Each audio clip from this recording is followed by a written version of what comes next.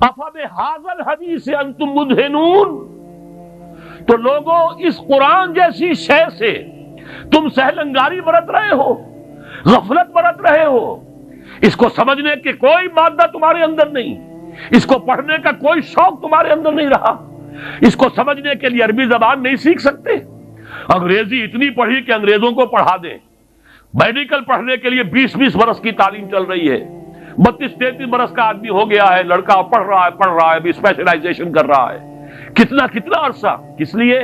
کچھ دنیا کما لو گے، کچھ پیسے زیادہ بن جائیں گے، ابھی آپ جو ہے MCS اور کتنی ہزار کی فیسیں جو ہے، لاکھوں تک کے اندر فیسیں دے کر لوگ جو ہے وہ پڑھ رہے ہیں، کس لیے؟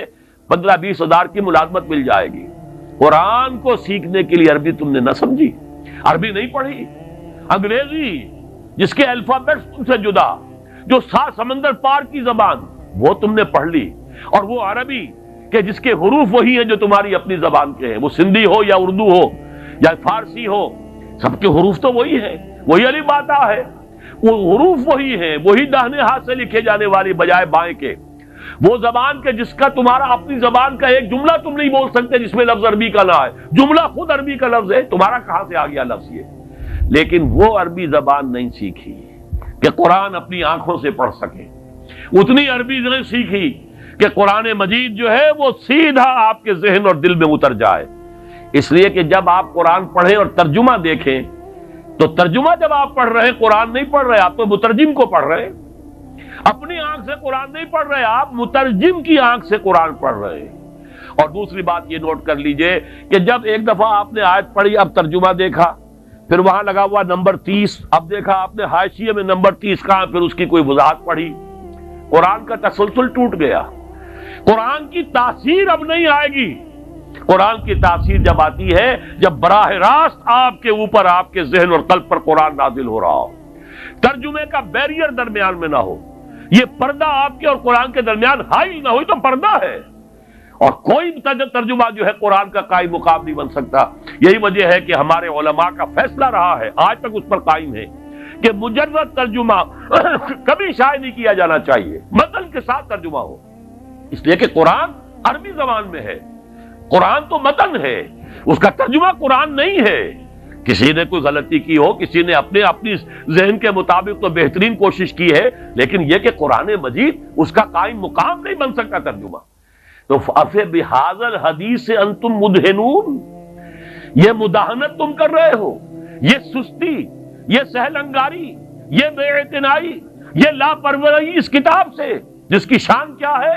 فَلَا أُقْسِمُ بِمَوَاقِعِ النُّجُومِ وَإِنَّهُ لَقَسَمٌ لَوْ تَعْلَمُونَ عَظِيمٌ إِنَّهُ لَقُرْآنٌ كَرِيمٌ فِي كِتَابٍ مَّكْنُونٍ لَا يَمَسُّهُ إِلَّا الْمُطَهَّرُونَ تَنزِيلٌ مِّن رَّبِّ الْعَالَمِينَ أَفَبِهَذَا الْحَدِيثِ أَنتُم مُّدْهِنُونَ وَتَجْعَلُونَ رِزْقَكُمْ أَنَّكُمْ تُكَذِّبُونَ۔ سخت ترین آیت اب آ گئی، تم نے اپنا نصیب یہ ٹھہرایا ہے کہ قرآن کو جھٹلا رہے ہو۔ آپ کہیں گے یہ تو ہماری بات نہیں ہے، ہم نے تو جھٹلایا نہیں، قرآن کو تو ہم مانتے ہیں، اللہ کا کلام ہے، چومتے بھی ہیں اسے، اس کو بڑے اچھے جزدان میں رکھتے ہیں، اوپر رکھتے ہیں، گر جائے تو پھر یہ کہ اس کا صدقہ دیتے ہیں وغیرہ وغیرہ، ہم نے جھٹلایا تو نہیں۔ لیکن اصل میں ایک جھٹلانا ہے زبان سے، تکذیب قولی، ایک جھٹلانا ہے تکذیب فعلی یا تکذیب حالی۔ اگر آپ اسے پڑھتے نہیں، سمجھتے نہیں، اس پر عمل نہیں کرتے، اسے اپنا امام نہیں بنایا تو جھٹلا رہے ہیں آپ اس کو۔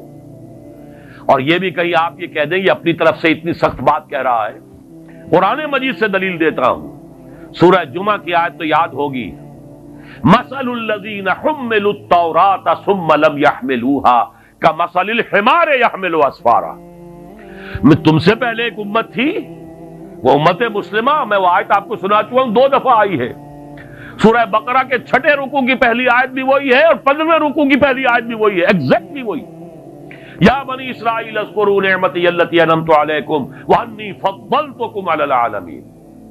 لیکن وہی امت ہے جس کے بارے میں فضربت علیہم الذلۃ والمسکنۃ وباؤوا بغضب من اللہ، ان کی بے عملی کی وجہ سے، اور ان کے بارے میں یہ آیت آئی مثل الذین حملوا التوراۃ، جو حامل تورات بنائے گئے تھے ثم لم یحملوها، پھر انہوں نے اس کا حق ادا نہیں کیا، ذمہ داری ادا نہیں کی۔ کمثل الحمار یحمل اسفارا، ان کی مثال اس گدھے کی سی ہے جس پر کتابوں کا بوجھ لاد دیا گیا ہو۔ گدھے کے اوپر پیٹھ باندھ کے ایک گٹھڑی باندھ کر رکھ دیجئے سائنس کی کتابوں کی، آئنسٹائن کی تصنیف کی یا مکالمات فلاطون، اس سے گدھے کو کوئی فائدہ ہوگا؟ گدھا تو گدھا ہی رہے گا۔ کتابیں آپ نے لاد دی ہیں اس پر فلسفے کی اور سائنس کی اور منطق کی اور ہدایت کی۔ تو یہ مثال ہے، اب دو نوٹ کیجئے، یہ مثال ہے کس کی؟ ذالک مثل القوم الذین کذبوا بآیات اللہ، یہ مثال ہے اس قوم کی جس نے اللہ کی آیات کو جھٹلایا۔ کیا یہودیوں نے تورات کو کبھی جھٹلایا؟ نہیں، مانتے رہے یہ خدا کی کتاب ہے، آج بھی مانتے ہیں، آج بھی پڑھتے ہیں۔ اس کی تلاوت کر کر کے کبھی آپ نے ٹیلی ویژن پر دیکھا ہوگا، جو ویلنگ وال ہے بیت المقدس میں، جو ان کا پرانا جو ہیکل تھا اس کی ایک دیوار سالم کھڑی ہے، باقی تو پورا ہیکل جو زمین بوس ہے، گرا ہوا ہے۔ وہاں تو اب قبۃ الصخرہ بھی بنا ہوا ہے اور مسجد جو ہے مسجد اقصیٰ بھی بنی ہوئی ہے، اور وہ اس کو گرانے کے در پہ ہے تاکہ اپنا ہیکل دوبارہ بنائے۔